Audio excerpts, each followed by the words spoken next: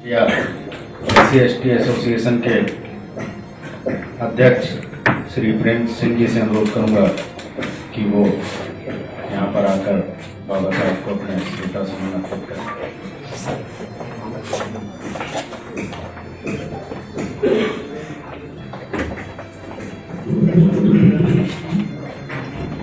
महाकाल तथागत गौतम बुद्ध को नमन करते हुए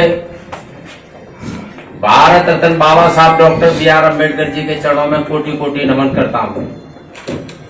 आज के इस कार्यक्रम में श्रद्धांजलि कार्यक्रम में उपस्थित महाप्रबंधक महोदय, अपर महाप्रबंधक महोदय, प्रमुख मुख्य कार्मिक अधिकारी, अन्य सभी विभागाध्यक्ष, प्रमुख विभागाध्यक्ष सभी उपस्थित, राज्य महामंत्री जी, all India SC/ST railway employees association OBC के पुष्पांजलि देते हुए, श्रद्धांजलि देते हुए यही कामना करूंगा कि बाबा साहब को सच्ची श्रद्धांजलि तभी होगी कि उनके बताए हुए रास्ते पर, उनके बताए हुए मार्ग पर हम सब लोग एकत्रित होकर के उनके अनुयायी बने और उनकी बातों पर चलते हुए देश का निर्माण करें। धन्यवाद। जय भीम, जय भीम।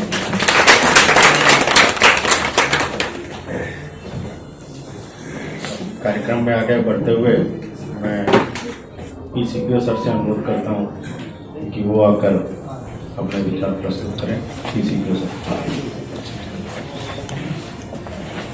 उपस्थित आदरणीय महाप्रबंधक, अपर महाप्रबंधक, प्रमुख विभागाध्यक्ष, all India SC/ST railway employees association के पदाधिकारीगण, all India OBC railway employees association के पदाधिकारीगण एवं अन्य अधिकारीगण, रेल परिवार के सभी उपस्थित सदस्य। आज 6 दिसंबर को संविधान के जनक डॉक्टर BR अम्बेडकर की पुण्यतिथि है। 6 दिसंबर 1956 को बाबा साहब अम्बेडकर का देहावसान हुआ था। उनकी पुण्यतिथि को देश भर में महापरिनिर्वाण दिवस के तौर पर मनाया जाता है। संविधान निर्माता डॉक्टर भीमराव रामजी अम्बेडकर बड़े समाज सुधारक और विद्वान थे। उन्होंने अपना पूरा जीवन जातिवाद को खत्म करने और गरीब, दलितों, पिछड़े वर्गों, महिलाओं के उत्थान के लिए अर्पित किया। बाबा साहब अम्बेडकर की कानूनी विशेषज्ञता भारतीय संविधान के निर्माण में बहुत मददगार साबित हुई है। उन्हें संविधान निर्माता एवं संविधान का जनक कहा जाता है। उन्होंने संविधान बनाने से पहले कई देशों के संविधान का अध्ययन किया। काबिलियत के दम पर वह भारत के पहले कानून मंत्री के पद तक पहुंचे। सन 1951 में उन्होंने हिंदू कोड बिल संसद में पेश किया। डॉक्टर अम्बेडकर का मानना था कि सही मायने में प्रजातंत्र तब आएगा जब महिलाओं को पैतृक संपत्ति में बराबरी का हिस्सा मिलेगा और उन्हें पुरुषों के समान अधिकार दिए जाएंगे। संसद में अपने हिंदू कोड बिल मसौदे को रोके जाने पर बाबा साहब ने मंत्रिमंडल से इस्तीफा दे दिया था। दिनांक 6 दिसंबर 1956 को महान व्यक्तित्व के धनी बाबा साहब अम्बेडकर ने परिनिर्वाण प्राप्त किया। आज हम उनके महापरिनिर्वाण दिवस पर उन्हें कोटि कोटि नमन करते हैं। आज के दिन हम सभी के तरफ से उनको सच्ची श्रद्धांजलि यही होगी कि हम उनके द्वारा दिखाए गए मार्ग पर चले, समाज में ऊंच नीच के भेदभाव को दूर करें और कड़ी मेहनत करते हुए राष्ट्र निर्माण में अपना योगदान दें। जय हिंद। मैं इस कार्यक्रम की अध्यक्षता कर रहे आदरणीय महाप्रबंधक महोदय से अनुरोध करता हूँ कि वो कंट्रीब्यूशन है उसको बहुत लिमिटेड कर दिया जाता है और हम ये हमेशा बात करते हैं कि एक वर्ग विशेष के लिए काम किया जाता है। अगर हम संविधान उठा के देखें तो शायद जितने भी भारत के नागरिक हैं उन सब के लिए उनका बहुत बड़ा योगदान रहा है। अमेरिकन कॉन्स्टिट्यूशन जो तो इंजीनियरिंग के स्टूडेंट है तो बहुत ज़्यादा आइडिया नहीं है, बट करीब 17 सितंबर 1787 को लागू हुआ और 185 साल के बाद में 1965 में उनका कानून आया, 1964 में कानून, 1965 में पहली बार सब लोगों को वोटिंग का राइट मिला था। कुछ कुछ स्टेट में मिलता गया था ब्लैक्स को, कुछ जगह वीमेंस को 1920 से शुरू हुआ, लेकिन पहली बार 1965 में सबको वोटिंग राइट मिला, जिसको ये माना जाता है कि दुनिया की सबसे स्ट्रॉन्ग डेमोक्रेसी है। उसको 185 साल लगे ये डिसाइड करने में कि 50% ऑफ द पॉपुलेशन को भी वोटिंग राइट होना चाहिए, और ब्लैक्स भी वहाँ की पॉपुलेशन के काफ़ी है। तो वीमेंस का जो वोटिंग राइट भारत के संविधान में जिस दिन बना उस दिन से प्रोविजन था, कहीं कोई डिस्क्रिमिनेशन न तो वीमेंस के साथ, न ब्लैक्स के साथ, न माइनॉरिटीज के साथ, न रिलीजन के साथ। तो एक इतना बड़ा उनका कंट्रीब्यूशन जो उस टाइम सोचना भी मुश्किल था कि ऐसा कोई संविधान आ सकता है कि जो डे वन से पहले दिन से सभी धर्मों को, हिंदुस्तान अकेला ऐसा देश है जहाँ की सभी धर्मों के लोग काफी तादाद में रहते हैं। आप यूरोप में कोई कंट्री उठा के देख लीजिए, जब चेकोस्लोवाकिया कंट्री था जिसके अंदर प्रोटेस्टेंट भी थे, कैथोलिक भी थे, सीएनडब्ल्यू में तो चार थे, तो क्या झगड़े हुए, क्या दंगे हुए, क्या हुआ, फाइनली बढ़ के सब लोग अलग अलग कंट्री हो गए।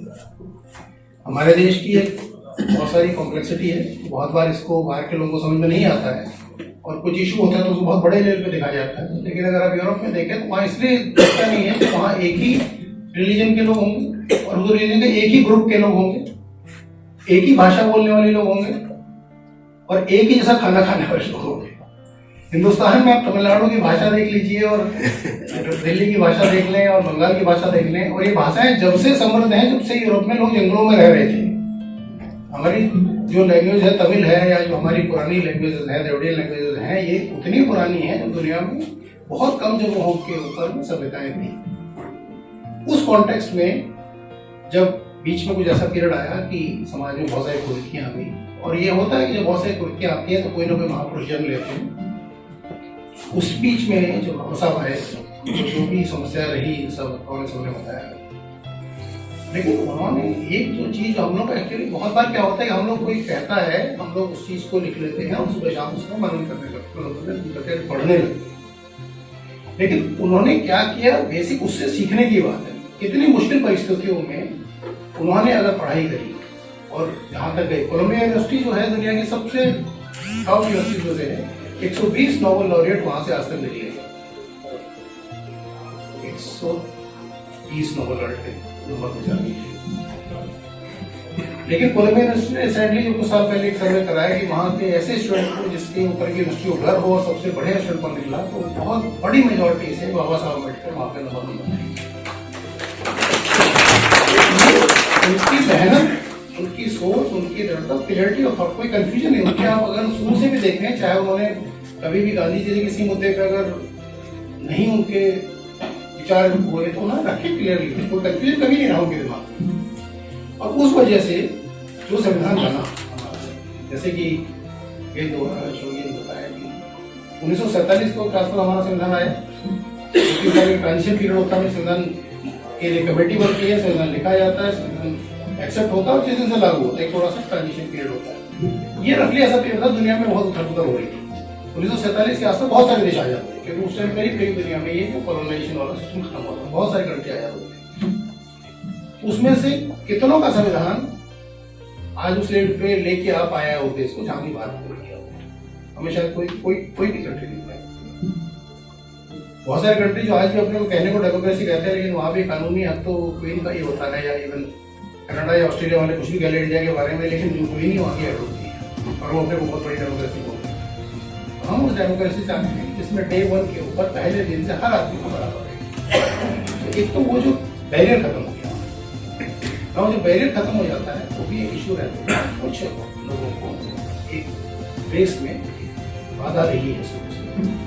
उसके लिए क्या अफर्मेटिव एक्शन होने चाहिए, उसके ऊपर बहुत काम हो और देश में बहुत काम हुआ, बहुत लोगों ने आगे बढ़ के काम किया। महिलाओं को अब आप ये कह नहीं सकते कि आज में कि महिला किसी भी क्षेत्र में पीछे है, चाहे प्रधानमंत्री की बात हो, राष्ट्रपति की बात हो, दुनिया में किसी भी फील्ड में बात हो, इंडिया में चाहे एडमिनिस्ट्रेशन में बात हो, चाहे कहीं भी हो, ऐसा आज में कोई बैरियर नहीं है, नहीं कोई कमी है, नहीं कहीं बिगड़ा है। बल्कि कुछ जगहों पे तो ये रखना जैसे मेडिकल्स वगैरह में ये बहुत ज़्यादा अच्छा करने के कुछ तो फील्ड ऐसे होते हैं जो ज़्यादा नेचुरली सूट करते हैं। तो बहुत बड़ी हम लोगों की भी जो एक श्रद्धांजलि यही होगी कि जो बाबा साहब ने शुरू से जो ध्यान दिया, पढ़ाई की और मेहनत की, और एक कॉन्फिडेंस, उनका सेल्फ कॉन्फिडेंस, अदरवाइज इतने मुश्किल समय में कई बार आदमी टूट जाता है, नहीं आगे मेहनत कर पाता। हम अगर हमारे जो भी साथ में लोग हैं, हमारे कुलीग हैं, हमारे फैमिली सर्कल है, हमारे कर्मचारी हैं, किसी भी स्तर के कर्मचारी एक थोड़ी सी ये बात समझा पाएं या उनको ये हेल्प कर पाएं कि आप अपने बच्चों के ऊपर, पढ़ाई के ऊपर बहुत ध्यान दें। आज की डेट में कोई रेलवे कर्मचारी अगर बोलता है कि उसको बच्चों को पढ़ाने में दिक्कत है तो इसका मतलब खुद मेहनत नहीं कर रहा है। आज में कोई समस्या नहीं, छोटा शहर हो बड़ा शहर हो, सब जगह पे रीजनेबली साधन उपलब्ध हैं अगर हम अपने बच्चों को ध्यान दे पाते हैं। और अपने बच्चों के साथ साथ अगर हम आस पड़ोस में ऐसे लोगों के थोड़ा सा ध्यान दे पाते हैं जरूरत है, तो एक बहुत बड़ी हम लोग के लिए एक सहायता होगी समाज। तो इन्हीं शब्दों के साथ अगेन बाबा जी को दोबारा से नमन करता हूँ और आप सबका